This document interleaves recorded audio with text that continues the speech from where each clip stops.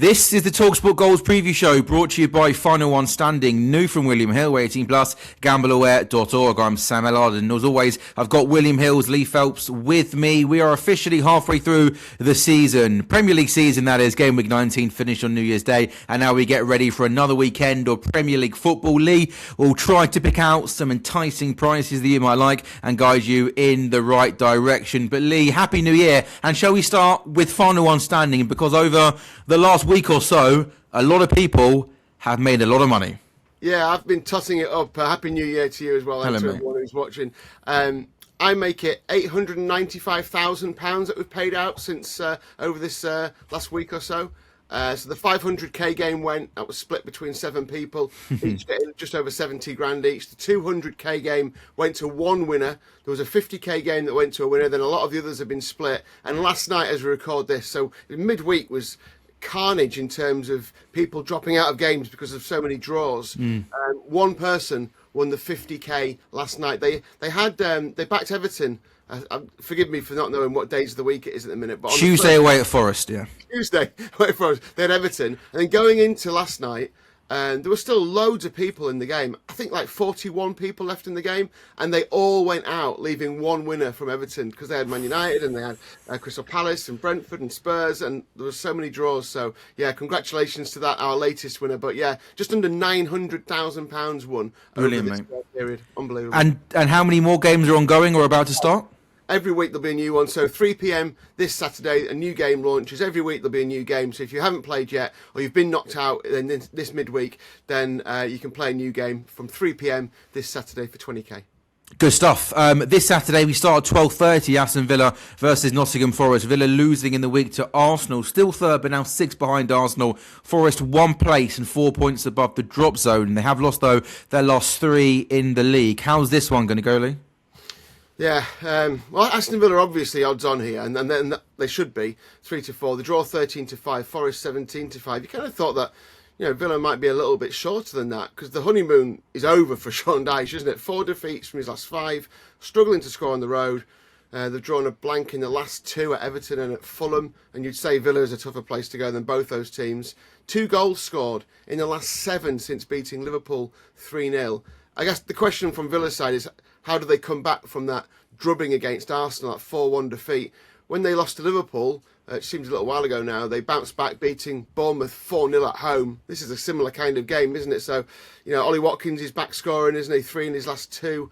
And there's loads of price boosts on this. Watkins to have 2 or more shots on target is 5-2.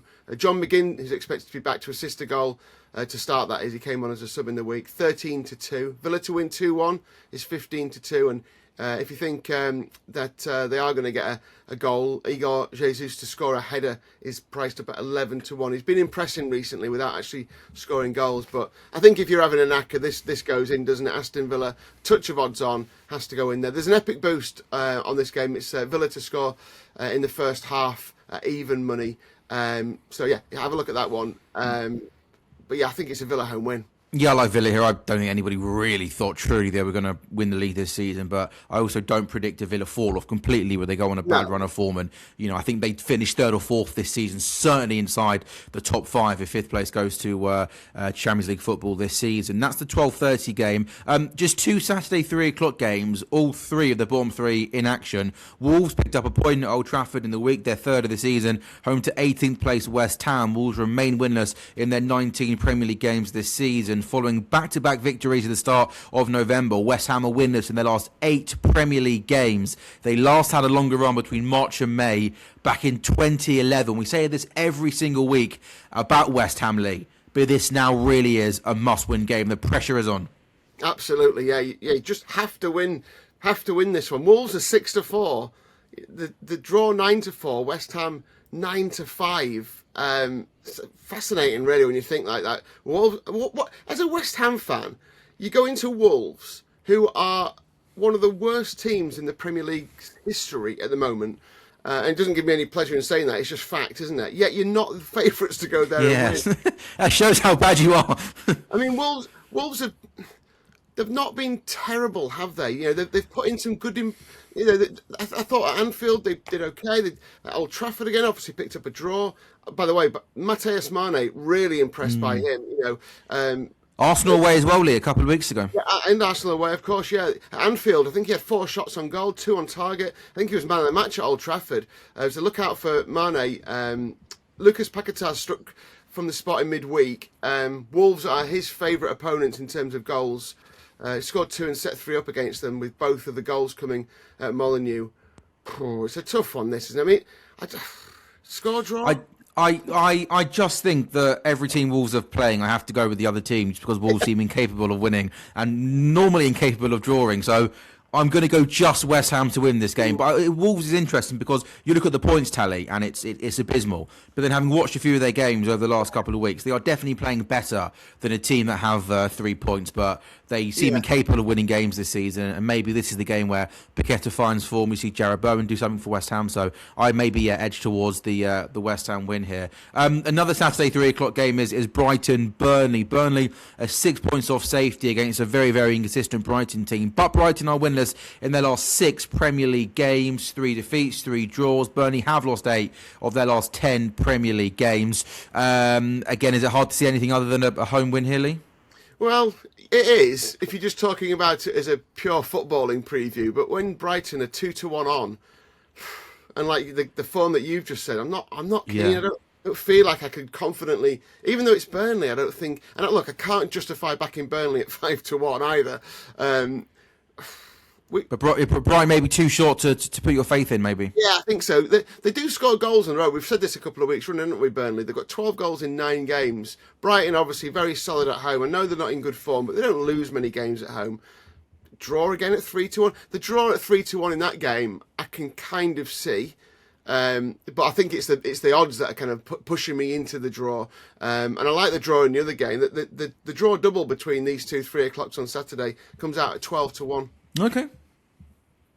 I'd maybe just edge towards Brighton here. I get what you mean. They do maybe feel too short to back, but I think possibly Brighton might have a tiny bit too much quality for Burnley and might get over the line. But yeah, I think that 12-1 price, Lee, I think people might have a look at that. And because all 4 of those teams aren't good at winning games of football, are they? That maybe could be the way to go. I mean, Brighton, on any given day now, it'd be one of those where Brighton, suddenly the goal scorers turn up. They could win 6-0, that wouldn't surprise you either. Because they've got it, they can do that. They've got it in them, don't they? Yes, but we just haven't seen much of that recently. So could look like an absolute fool, again, in brackets, if Brighton go and smash Burnley to bits. But yeah, just something about this game that just makes me think, can Burnley get something out of it?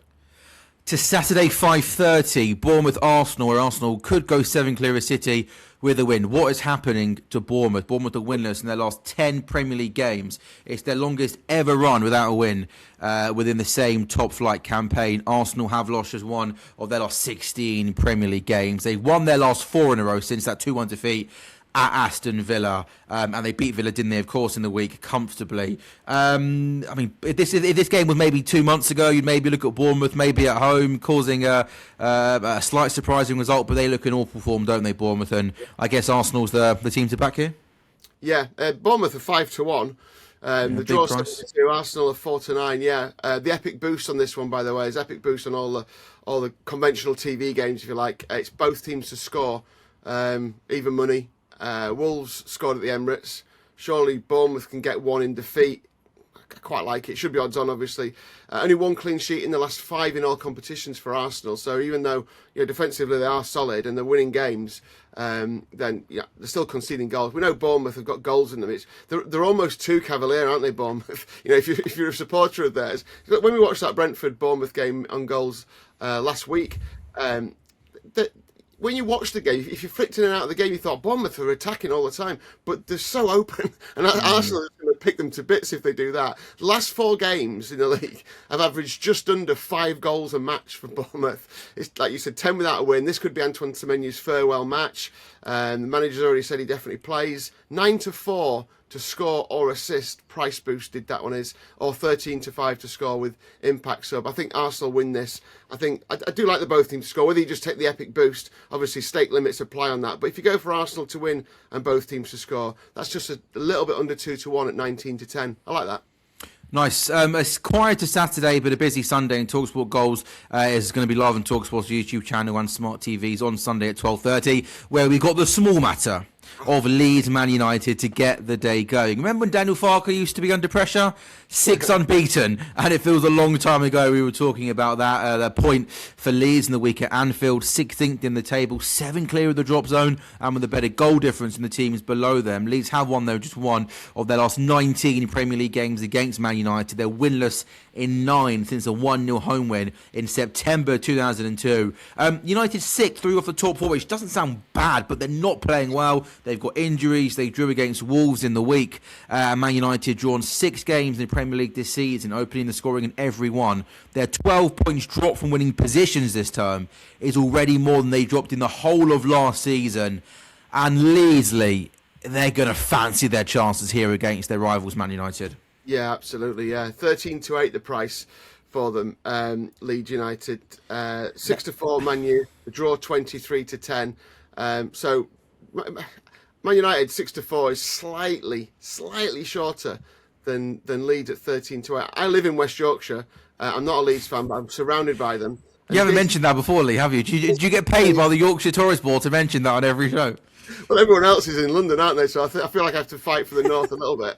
And this is the game. Like, Leeds fans still famously celebrate beating Manchester United in the FA Cup 16 years ago. Jermaine Beckford, never forget it. Old Trafford, 3rd round of the FA Cup. I think it was 10th of January, so we're not far away from that. The anniversary of that, how they'd love to win 1-0 again here. But yeah, that just kind of puts into context that the rivalry. And like, you know, forgive me any Leeds fans watching, but it always feels like this is a rivalry to Leeds fans, but not really to Man United fans, because that was obviously born out of the Sir Alex Ferguson era. Elland Road will be as feisty and as fearsome as you can possibly get. And I think that does count for something in here. Whether you believe in the 12th man of the crowd or not, it has to here, because the other side of this is that I don't see a lot in Manchester United at the moment that makes me think they have the backbone to dig out a win in a kind of hostile atmosphere. That might be really harsh. No Bruno Fernandes, of course. They seem to be a little bit weak in terms of, you know, that passion and that determination to go to somewhere like Elland Road when it's going to be absolutely buzzing. Leeds unbeaten in 6, like you say. The 2 defeats before that as well, Sam, were 2-1 to Villa, and we've seen what their form's been like. 3-2 to Man City.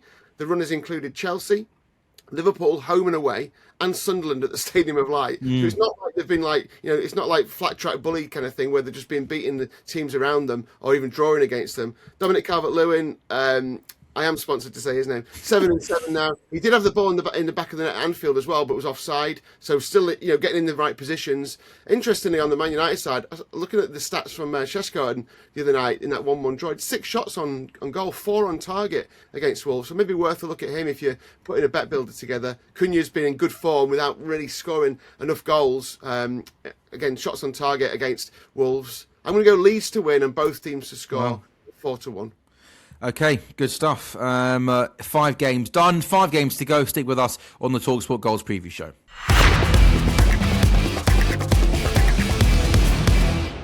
This is the talkSPORT Goals Preview Show, brought to you by Final One Standing, which is new from William Hill, 18+, gambleaware.org. It's Sam Ellard, Lee Phelps, taking you through game by game this weekend's action in the Premier League. We've just done Leeds Man United. We have 4 Sunday 3 o'clock games, including Fulham v Liverpool. Liverpool 6 unbeaten in the league, but it's just not very convincing. You look at the league table and think, how are Liverpool 4th? I've watched a lot of Liverpool, obviously, over the last few weeks, and we're not playing particularly well. And yet, I'm not sure what that says about the Premier League if Liverpool are 4th in the Premier League table. But the last 4 Premier League games between Liverpool and Fulham have produced a total of 20 goals, with both teams scoring at least twice in 3 of those 4 matches. So maybe, Lee, hopefully, Lee, more goals on Sunday afternoon for us? Yeah, I think this looks like a really good one for a bet builder, by the way. Maybe one that we'll have a look at on in the studio. But Fulham 27-10. I was hoping they'd be 3-1, and I might have been tempted. The draw 13-5, and Liverpool a touch of odds on at 19-20. Yeah, Liverpool frustrated in the end against Leeds, weren't they? No goals, but I mean, you probably watched the game. I didn't get a chance to watch it, but 17 shots on goal. Ekitike missed a sitter by all accounts as well. So on another day, Liverpool could well have scored at least. I think you're being generously. I think that Ekitike chance was that one chance early. He missed not far off an open goal. But other than that, Lee, it was pedestrian. Leeds sat deep, low block, part of the bus if you like, and they were well drilled. They were well organised. With Liverpool passing the ball, didn't create any clear cut chances. And our unbeaten run, we look a lot better defensively, a lot more solid. Teams aren't playing through us as easily. But I think from a defensive point of view, we just look like a mid-table, bang-average team, short of ideas, not creating enough chances. And that price there at Fulham is, I think, given how we're playing, it feels. No, I don't like that price at all. And they're in good. They're in good form, aren't they? Got in Harry Wilson and Raul Jimenez. They've got players who are in form. I think Wilson's got 10 and Jimenez has got 10 goals this season for club and country. 6 assists for Wilson as well this season. Fulham had 17 shots, 6 on target against Palace on Thursday in their own 1-1 draw. Obviously, Sasa Lukic always good for a card, isn't he? And Liverpool, their frustrations can boil over as well. So I think, like I said, it'd be good for a bet builder. I can't really back Liverpool at the price. I don't think Fulham are quite big enough. Hopefully there are goals. Because that's that you said. And Fulham have got a decent record against Liverpool. In the last 10 in the Premier League, Liverpool have won 5, Fulham have won 2, and there's been 3 draws. Last season, I think Fulham won and there was a draw, wasn't there? I think in that there were maybe 9 goals across 2 games in those matches. So yeah, let's hope for a high scoring match. Yeah. I'm going to sit on the fence in terms of a result, but say bet builder.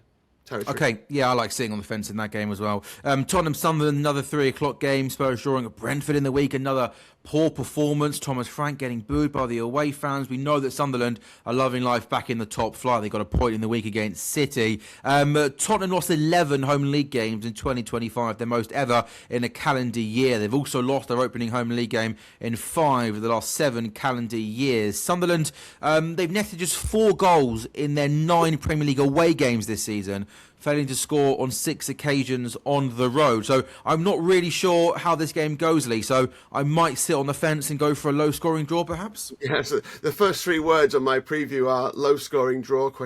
So great minds think alike.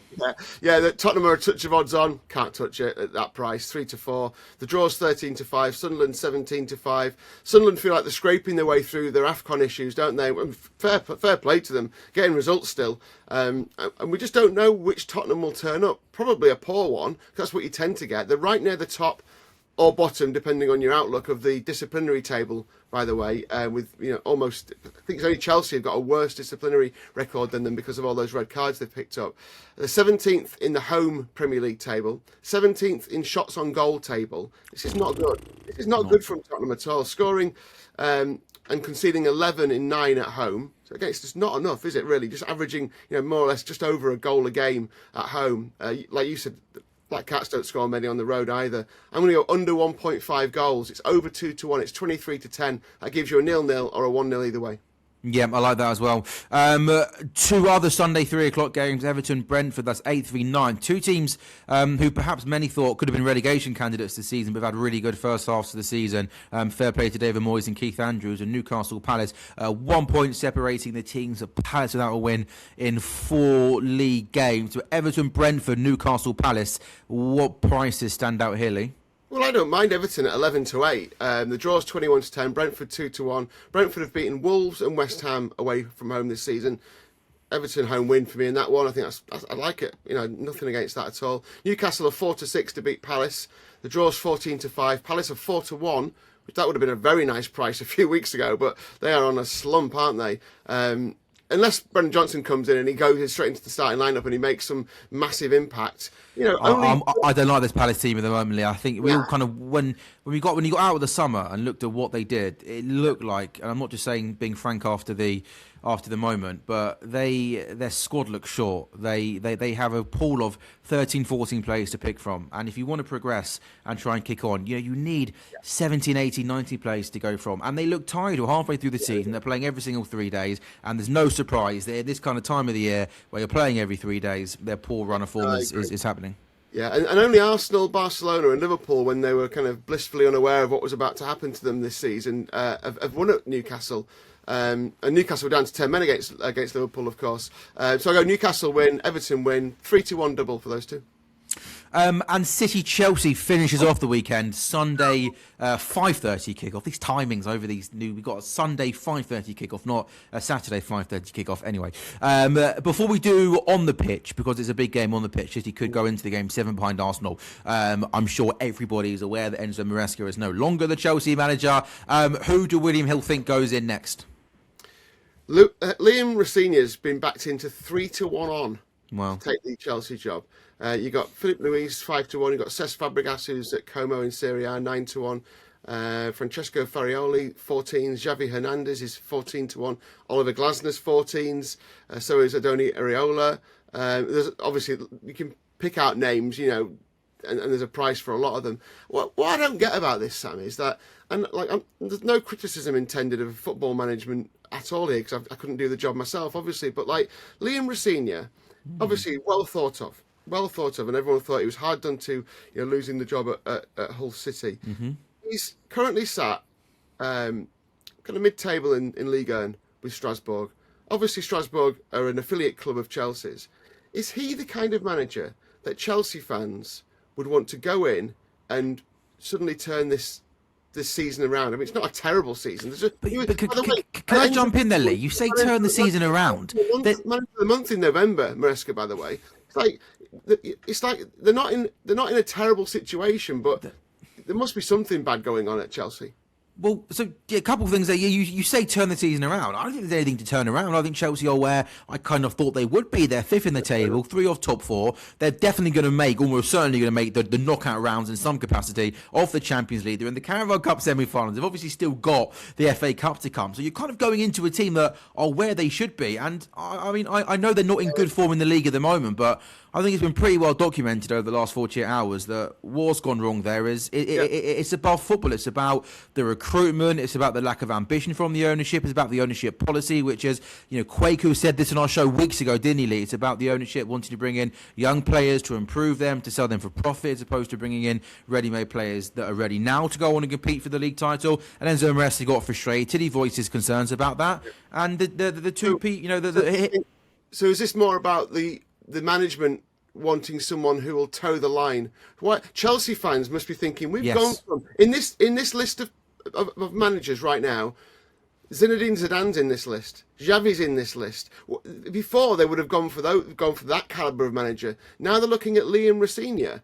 What is that? Because he'll fit into the project rather than being outspoken? Yeah, I think the answer to that question is yes. Again, I think everything that we've been reading over the last few days is I think Chelsea would want a yes man. They wouldn't want someone to come in. They wouldn't allow a manager to come in there and almost challenge their opinions. And that's what's been the undoing for Enzo Maresca. He started speaking out in press conferences. There was a disagreement between he and the sporting directors or part of the ownership team, whatever you want to call them. There was a breakdown in relations. And Chelsea are 5th in the table. They're 3 points off top 4. Football was kicked this season. I'd have said Arsenal, City and Liverpool are all absolutely stronger and better teams than Chelsea. Maybe not Aston Villa, so they're 5th, not 4th.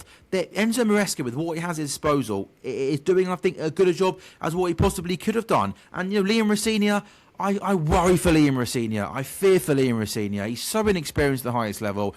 I don't think he's ready for the Chelsea job, but I can see why the Chelsea ownership team would want somebody like a Liam Rosenior. I see why he would fit what they're looking for at the moment. Yeah, won 7, lost 7, drawn 2 in Liga, and they're currently sitting 7th spot. In the last 30 seconds, prices for the game. A City odds on, I'm guessing here, right? Yeah, 8-13, very backable price for me. Draw 100-30. Chelsea 7-2. Haaland's got 4 in 6 against Chelsea, 4 in his last 4. They drew a blank at Sunderland, but they had the usual quantity of big chances. 1 big chance every 3 shots on goal. Their XG was 2.24. Probably one of those nights. City win. Good stuff. We've also, Lee, by the way, on Sunday, we also have a full fixture list as well in the Championship, which I'm really looking forward to. Coventry go to Birmingham, so we'll keep you across all of the games there. And perhaps on Sunday, I can get you you can give us some odds on the Championship, because again, when you look at that Championship table, Lee, as always in the Championship, it is so tight, so congested. And I don't know if you got it there for us. Have you got any Championship prices for promotion? Ipswich are coming on strong, aren't they? They've gone into 5-2 to win the title. 4-11 Coventry now, who were kind of almost home and hosed. Coventry is still 33-1 on to be promoted, but now Ipswich 1-4. Middlesbrough drifted out to 7-4. So yeah, it's fascinating. It's always a great division. Can't wait to watch it all. Lee, good man. I'll see you Sunday. Cheers, looking forward to it. This is the talkSPORT Goals preview show, brought to you by Final One Standing, new from William Hill. It's 18 plus, gambleaware.org. talkSPORT Goals is back on Sunday from 12:30, taking you through a busy day of football.